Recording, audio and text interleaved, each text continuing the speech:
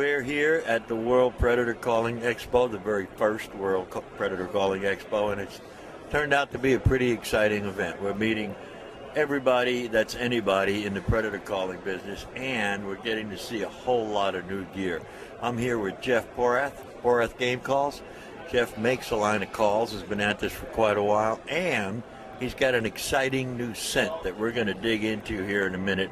Well, no, we're not going to dig into it. It's pretty stinky stuff. We're going to talk about it a little bit. But, Jeff, tell me a little bit about how you got in this business and when you guys started making calls. I've been actually making calls on the market for about 5 years now, and I got into the making calls. I needed a call that was freeze-proof, and I couldn't find a actual freeze-proof call. So I started to tinker around, and I designed a call and ended up getting a patent on it and decided to go ahead and market it, and it's just kind of snowballed from there. Let's see that call and point out the features of it to me. This is the one you got a patent on? Yes, sir. What did you do unique to keep a call from freezing? I made it an inhale call. Okay, that's a novel approach. Yeah, instead of blowing through it and putting moisture on the reed, you suck in on it, and there's no moisture on the reed, and it does not freeze up. And I've had it out, probably 14, 15 below zero, and I haven't had a freeze yet. Has it been successfully received? How's your? People are kind of hit and miss with it because they're not used to an inhale call, but once they use it and see how easy it is to use, and it takes less air, I think, to operate this than a exhale call, and it's going very well.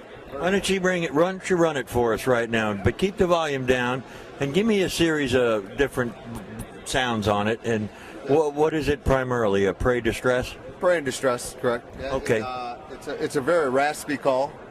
You know, I like rasp in my calls. It's just my own personal preference. Okay. So this call is fairly raspy. Well, let's go ahead and run it for a bit.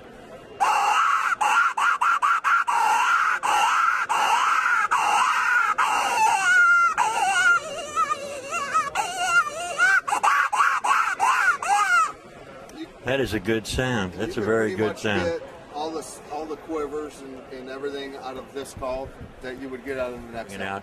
We've discovered a lot about coyote scents and cover-up scents and how some of them work and some of them are just nonsense. However, we do know that confusion scents work, and I think you guys have broken new ground with a confusion scent. Can I get a look at that? Sure. Right here. Sure. Yeah, it's called the Dazed Dog Mist, and what it is, it's like you said, it's a confusion scent. A lot of people, it's a cover scent, and it's not covering up the human scent. It's covering it's a coyote's nose is so sensitive. When you hit him with all these different scents in this bottle, they can't process it all, and it really confuses them.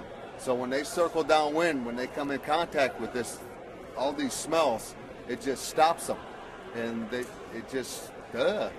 don't know what to do, and it gives you that extra time to get your shot.